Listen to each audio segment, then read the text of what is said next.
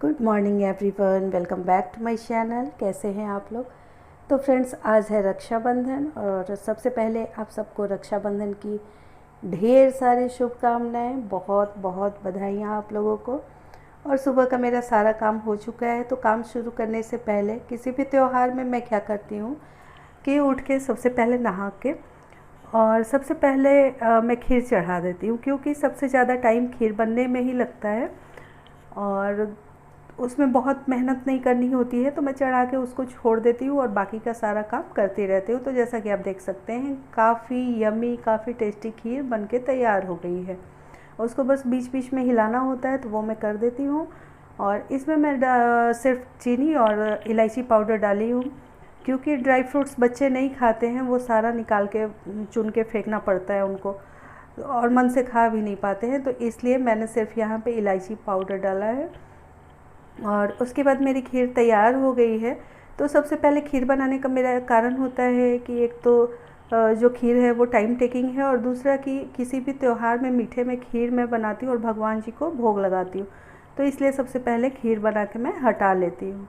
तो यहाँ पे मेरी खीर बन गई है और अब मैं कढ़ाई रख रही हूँ, एक सब्ज़ी बनाऊँगी और साथ ही साथ मैं अपने छोलों को भी उबलने के लिए रख दे रही हूँ। तो ये जो छोले हैं, इसमें मैं उबालते समय नमक और बड़ी इलायची और तेज़पत्ते और एक छोटी इलायची में डाल के फिर उसको बॉईल करती हूँ। उससे क्या होता है, इलायची की जो फ्रेगरेंस है वो चनों में चली जाती है बहुत अच्छे तरीके से। फिर ऊपर से हमको गरम मसाला डालने की ज़रूरत नहीं होती है। और यहाँ पे मैं बना रही हूँ पनीर की सब्ज़ी, वही झटपट वाली, एक बार मैंने शेयर भी किया था। तो इसमें मैं ज़्यादा कुछ नहीं डालूँगी, सिर्फ तेल डाला है मैंने और थोड़ा सा ज़ीरा डाला हुआ है। और इसी में मैं डाल दूँगी थोड़ा सा ये अदरक लहसुन का पेस्ट, और पेस्ट का सिर्फ पानी जलाना है, उसको फ्राई नहीं करना है, पूरा ब्राउन नहीं होने देना है।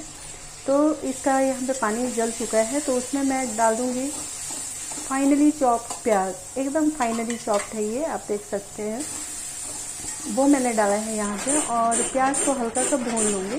उसके बाद मैं टमाटर भी वैसे ही फाइनली चॉप करके डाल दूँगी। बहुत बारीक टमाटर पीसा नहीं है मैंने, क्योंकि कोई भी सब्ज़ी का मसाला थोड़ा रवादार हो तो ज़्यादा अच्छा लगता है।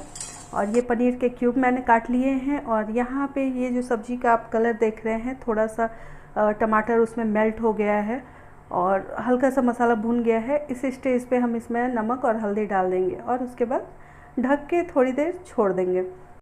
अब यहाँ पे हमारे टमाटर थोड़े से और गल चुके हैं और प्याज भी बिल्कुल मिल गया है उसमें। तो अब हम इसमें डाल देंगे ये बड़े टुकड़े प्याज के। ये आप देख सकते हैं, इसको मैंने कैसे काटा है, थोड़े बड़े बड़े साइज़ के ये टुकड़े हैं जो खाने में बड़े अच्छे लगते हैं। ये दो तरीके से प्याज काटा है मैंने, एक बड़ा और एक बिल्कुल बारीक। पिसा नहीं है मैंने, लेकिन बारीक चॉप कर लिया है। और उसी में मैं ऊपर से डाल दूँगी शिमला मिर्च। अभी मैं चलाई नहीं हूँ और करीब 5 मिनट वैसे ही छोड़ने के बाद फिर मैं इसको मिक्स करूँगी। और ये सब्ज़ी ऐसे ही धीरे धीरे भूनता रहेगा। इसमें मैं डाल दूँगी थोड़ी सी लाल मिर्च टेस्ट के लिए, मिर्च आप टेस्ट के अकॉर्डिंग डालें। और इसमें जाएगा करीब 2-3 चुटकी कसूरी मेथी। कसूरी मेथी ही इसका मेन फ्लेवर है, तो वो आप थोड़ा ज़्यादा भी डाल सकते हैं। और उसके बाद मैंने उसमें पनीर डाल दिया था। तो उसके बाद रिकॉर्ड नहीं कर पाई, भाई भाभी आ गए थे तो मैं उधर चली गई थी।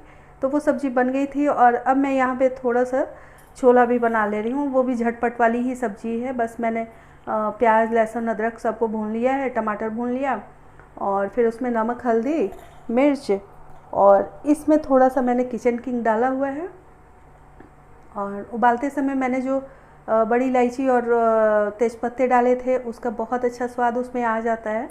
और प्याज टमाटर भून जाने के बाद मैं उसमें थोड़ी सी कसूरी मेथी डाल के बस छोलों को उसमें मिला दूँगी। कभी कभी बिना मसालों की भी सब्ज़ी काफ़ी अच्छी लगती है, ट्राई ज़रूर कीजिएगा। और ये अब राखी की ओर आते हैं। तो ये मेरा छोटा भाई है, बड़े भैया तो रांची में रहते हैं, वो नहीं आ पाते हैं। लेकिन ये जो मेरा छोटा भाई है वो राखी के दिन ज़रूर पहुंचता है मेरे यहाँ। वैसे पूरे साल आए या ना आए, लेकिन राखी में मैं जहाँ भी रहूँ, दिल्ली बॉम्बे कहीं भी रहती हूँ, ट्रांसफ़रेबल जॉब है इनका तो ट्रांसफ़र होता रहता है। तो मैं कहीं भी होती हूँ तो ये पहुँच जाता है। और ये है कुटकुट। कुटकुट और बाबू से तो आप लोग मिल ही चुके हैं, यही भाई के बच्चे हैं ये दोनों। भतीजा भतीजी मेरे। और बाबू को गुलाब जामुन बहुत पसंद है तो उसने बड़ा सा मुंह खोला हुआ है, और कुतुब को भी बहुत पसंद है, लेकिन इनको सिखाना है, मम्मा ने सिखाया है कि जब तक राखी नहीं बांधेगी भाई को तब तक नहीं खाने को मिलेगा। तो वो बहुत एक्साइटेड है राखी बांधने के लिए, सीख रही है। रिंग फिंगर से तिलक लगाना है, वो लगा के, गांठ बांधना इनको नहीं आता है तो वो मुझे सिखाना पड़ेगा लग रहा है। तो कुटकुट यहाँ पे थोड़ी सी नाराज़ है क्योंकि उसे छोटे भीम वाली 2 ही राखी दिखी है, तो उसको पता है कि एक तो बाबू बांधने का और एक प्रिंस भैया को बंध जाएगा, तो मेरे लिए तो कुछ बचेगा नहीं है। उस बेचारी का फेवरेट कैरेक्टर है छोटा भीम, लेकिन फिर बाद में समझाया गया कि प्रिंस भैया बड़े हो गए हैं, उनको छोटा भीम वाली राखी नहीं चाहिए, तब ये बांधने को तैयार हुई है। और राखी बंधने के बाद थोड़ा सा तो झगड़ा होता ही है चॉकलेट के लिए और उसके लिए। जब हम लोग छोटे थे ना, इन दोनों को देख के अपना बचपना याद आता है। तो जब हम लोग छोटे थे तो ये जो मेरा भाई है वो बहुत छोटा हमसे नहीं है, तो जब राखी बांधना होता था, जब राखी का त्यौहार आएगा वो 10 दिन पहले से मुझे गिफ्ट दो पहले, फिर मैं राखी बंधवाऊँगा। तो मतलब कि सारी बहनों को बांधने के बाद, राखी बांधने के बाद गिफ्ट मिलता था। ये पहले तैयार होता था कि पहले मुझे गिफ्ट दो तभी मैं बनवाऊँगा, तो वो मेरी सारी पॉकेट मनी गिफ्ट के नाम पे लेके जाता था। और यहाँ पे छोटी भाभी है तो इसको भी मैं लुम्बा बांधती हूँ, ये भी काफ़ी खुश हो जाती है। और अभी मैं इसको बड़ा मुंह खोल के मिठाई खिला रही हूँ। तो जब सारे भाई बहन, जब फैमिली मेम्बर हम लोग इकट्ठे होते हैं तो सब हंसी मजाक थोड़ा सा चलता है, तो वो तो सबके यहाँ होता है, तो वही सारी चीज़ें हो रही है यहाँ पे।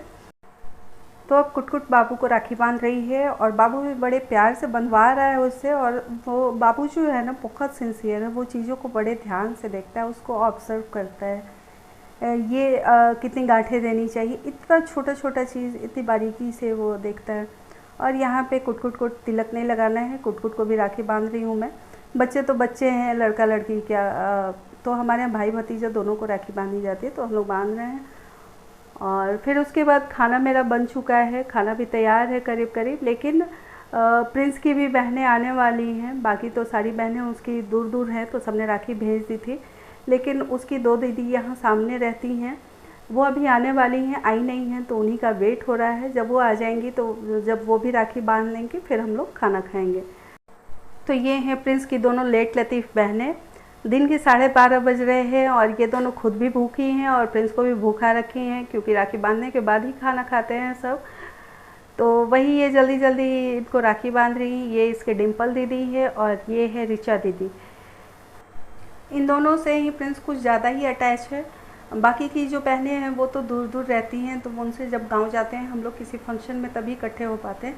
तो वो सारी बहनों से आज वीडियो कॉल हुआ था, काफ़ी बड़ी फैमिली है हमारी, तो सब ने मिल के वीडियो कॉल किया हुआ था और वीडियो कॉल पे ही इन लोगों की राखी बंधाई है। और ये जो दोनों बहनें हैं, इन लोगों से इसका 24 आवर्स का ये होता है, तो बिना इसके बांधे तो इसका राखी पूरा होता नहीं है जब से यहाँ हम लोग आए हैं। तो अब राखी हो गई, अब चलते हैं खाने की ओर।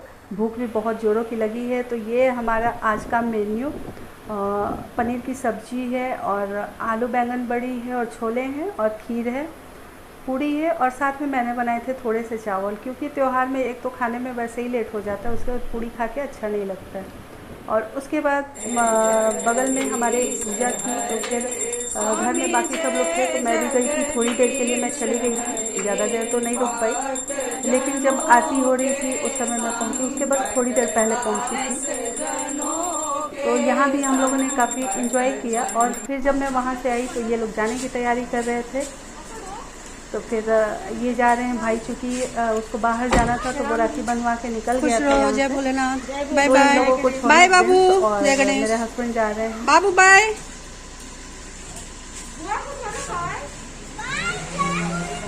जय भोलेनाथ।